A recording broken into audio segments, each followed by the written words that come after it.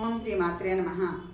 ఆండాళమ్మవారంటే గోదాదేవి ఈ ధనుర్మాసం 4 రోజులు తెల్లవారుజామునే లేచి తన చెలికత్తెలతో కలిసి చన్నీటి స్నానం చేసి నియమాలను పాటించి రోజుకు ఒక పాసురం చొప్పున 30 పాసురాలతో శ్రీరంగనాథుని ఆరాధించి శ్రీరంగనాథుని ప్రేమను పొంది చివరిగా భగవంతుల్లో లీనమైంది. ధనుర్మాసం ఈరోజు 2వ రోజు.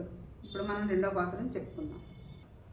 வையத்து வாழ்வீர்கள் நாமும் நம்பாவை செய்யும் கிரிசைகள் கேளீரோ பார்க்கடலுள் பையத்தின்ற பரமனடிப்பாடி நீயுண்ணோம் பாலுண்ணோம் நாட்காலே நீராடி மையெட்டெழுதோம் மலரிட்டு நாம் முடியோம் செய்யாதன செய்யோம் தீக்குறளை சென்றோதோம் ஐமும் பிச்சையும் மாந்த நீங்கை కాటి ముయ్యమారెన్ని యుగందేలో రెంబావాయ్.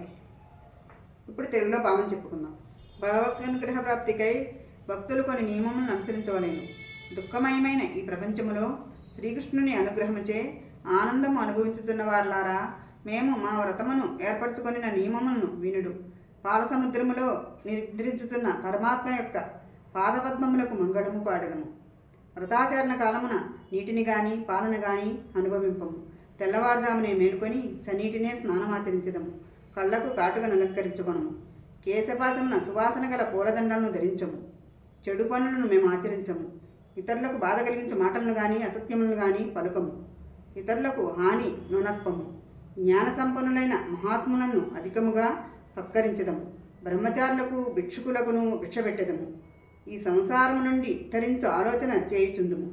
భగవంతుని కళ్యాణ గుణమును గానము చేయుచుందుము. అత్యంత భక్తియుక్తానాం నైవ శాస్త్రంన చక్రమః అనగా శాస్త్రము క్రమము కంటెను అత్యధికముకు భక్తి ప్రధానమైనది. భగవత్కృప గురు కటాక్షము ముఖ్యమైనదిగా భావించదము. దేవతలకు మనపై కోపము కలిగినచో గురువు మనల్ని కాపాడగలడు. గురువునకు మనపై కోపం వచ్చినచో రక్షించువారెవరూ లేరు. కనుక గురువును పరబ్రహ్మగా భావించవలెను. గురుకృప అత్యావశ్యకమైనది, దానిని విడవము అని వ్రత నియమములు గోదాదేవిచే చెప్పబడినవి.